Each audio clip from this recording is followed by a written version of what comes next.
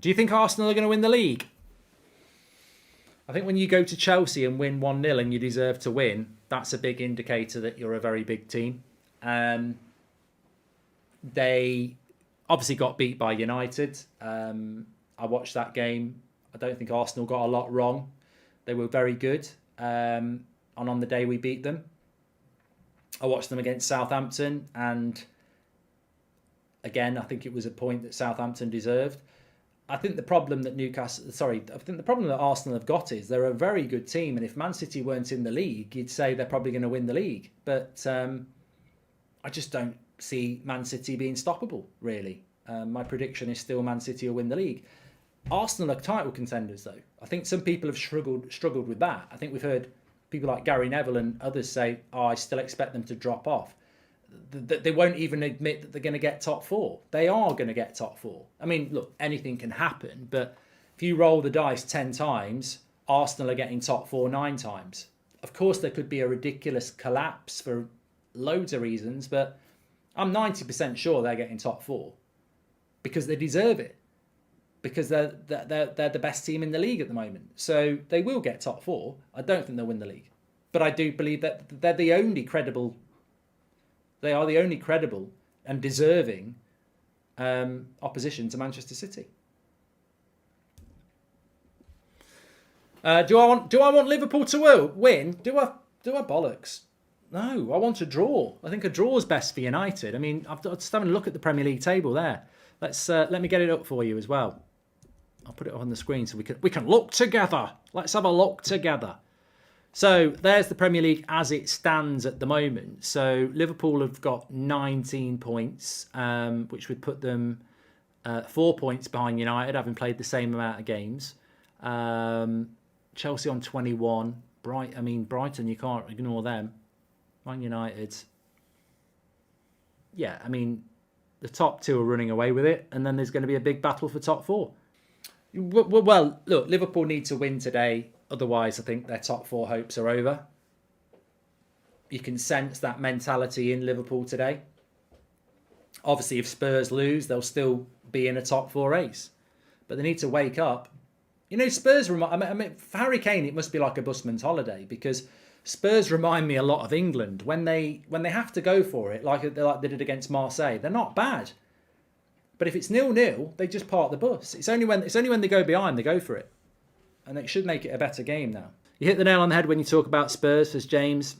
Look, I'm no Spurs fan, but I've never had a problem with Spurs. I've always found them quite an entertaining team to watch. Whether it's the Glenn Hoddle days, the Pochettino days, the Harry Redknapp days.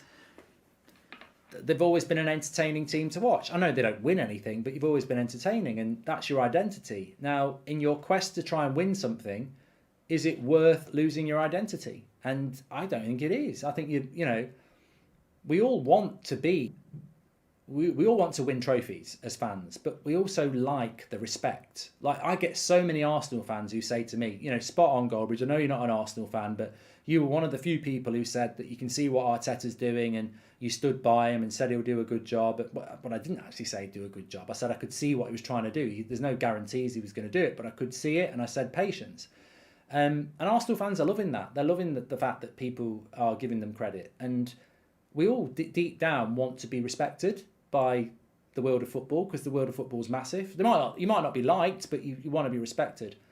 And Spurs are just losing that whole, not respect, but Spurs have always been a team that's good to watch.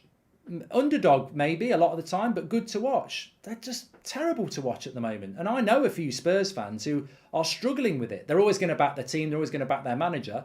And they'll give you a bit back. But I know that they're struggling with the whole identity crisis at the moment. Do you want to play like this and, grind? They hated what happened against Arsenal. Arsenal were just better than them. They finished above Arsenal last year and they were better than Arsenal. This year, Arsenal are way better than them. And they are in the top 4, but their football's atrocious. But what do Spurs do? They've got a really good manager. If Conte goes, where do you go next?